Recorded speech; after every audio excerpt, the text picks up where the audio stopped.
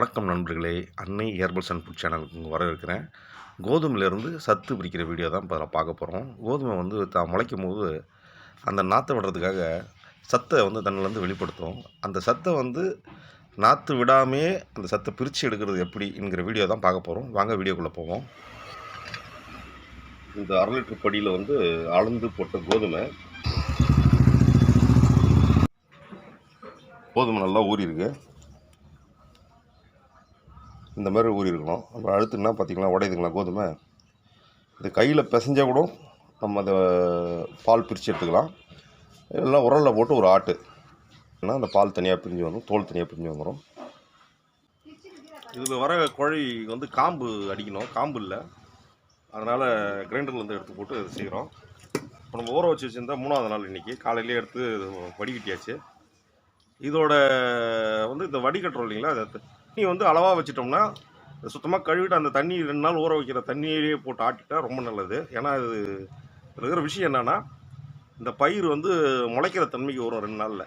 இந்த முளைக்கிற தன்மைக்கு வரும்போது உள்ளேருந்து சில மாற்றம் ஏற்பட்டு இது வந்து முளைக்கிறதுக்காக ஒரு சில புதிய நீர்லாம் சுரக்கும். அதில் அந்த நீர் தான் வந்து சத்து, முக்கியமான சத்து. இப்போ போட்டு அரைச்சிக்கலாம்.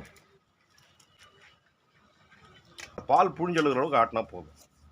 கோதுமை பால் பிரிஞ்சு வரணும்.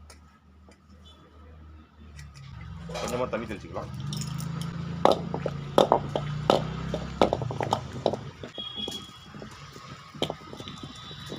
மிக்சியில் போட்டு கூட அடித்து பால் எடுத்துக்கலாம். கிரைண்டரில் ஓட விட்டு கூட எடுத்துக்கலாம்.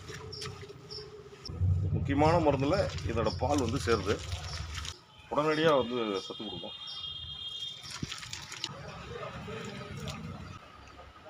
இந்த பதத்தை ஆட்டிட்டு இந்த மாதிரி ஒரு பாத்திரத்தில் ஒரு 1/2 லிட்டர் தண்ணி ஊற்றிக்கணும். முதல்ல வச்சுருவோம். அப்படி இப்போ வந்து இந்த அரைச்ச விழுது இருக்கு இல்லைங்களா, இது வந்து சுத்தமான காடா துணி இல்லை காட்டன் துணியில் வந்து அலசி நல்லா காய போட்டு அலசி நல்லா துணியை எடுத்துகிட்டு அதில் என்ன பண்ணணும், இதை கொஞ்சமாக எடுத்து சென்டரில் வைக்கணும். அப்படி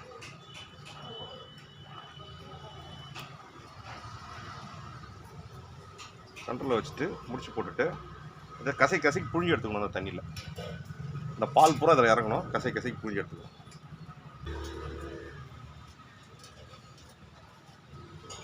இது ஃபுல்லாக போட்டு கட்ட முடிஞ்சாலும் கட்டிட்டு புழியலாம். அந்த மாதிரி தண்ணியில் மாதிரி அலசணும். அலசி புழியணும்.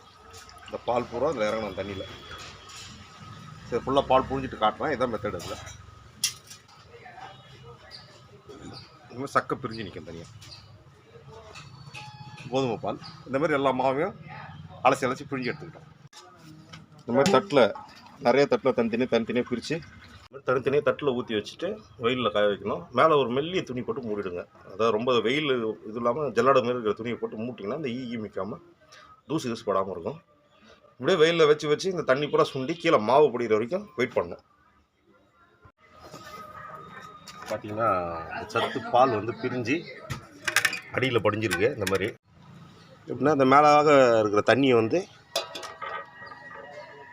அப்படி மேலாக வடிகட்ட அடியில் பால் நிற்க முடியும். அப்படி மேலாக வடிகட்ட அடியில் பால் நிற்கும். அந்த பால் அப்படி வெயிலில் காய வச்சு சுரண்டி எடுத்துக்கிட்டோம். தட்டில் காய்ச்சிட்ருக்கு. 3ஆவது நாள் பால் லேயராக படிக்குது. 6ஆவது நாள் இந்த மாதிரி காஞ்சி நிற்கும். ஒரு 10% ஈரத்தன்மை இருக்கும்போது இதை நம்ம சுரண்டி எடுத்துக்கிட்டால் சுரண்டுறதுக்கு ஈஸியாக இருக்கும். இதோட மருத்துவ குணம் என்னென்னா, அசுத்த சத்துக்களை பக்குவப்படுத்தி வெளியேற்றும். துர்நீர்களை வரட்டுற சக்தி இந்த பவுடருக்கு உண்டு. வயிற்றில் இருக்கிற ரணங்களை ஆற்றக்கூடிய தன்மை இதற்கு உண்டு. சூட்டு இரும்பல், வறட்டு இரும்பலுக்கு இது கஞ்சி வச்சு கொடுக்கலாம், இல்லை சர்க்கரை போட்டு கொடுக்கலாம். சிலருக்கு இருமுனா ரத்தமாக வரும், தொண்டை புண்ணாயிட்டு அந்த புண்ணை ஆற்றுற தன்மை உண்டு. இதை கஞ்சியாக வச்சு கொடுக்கலாம்.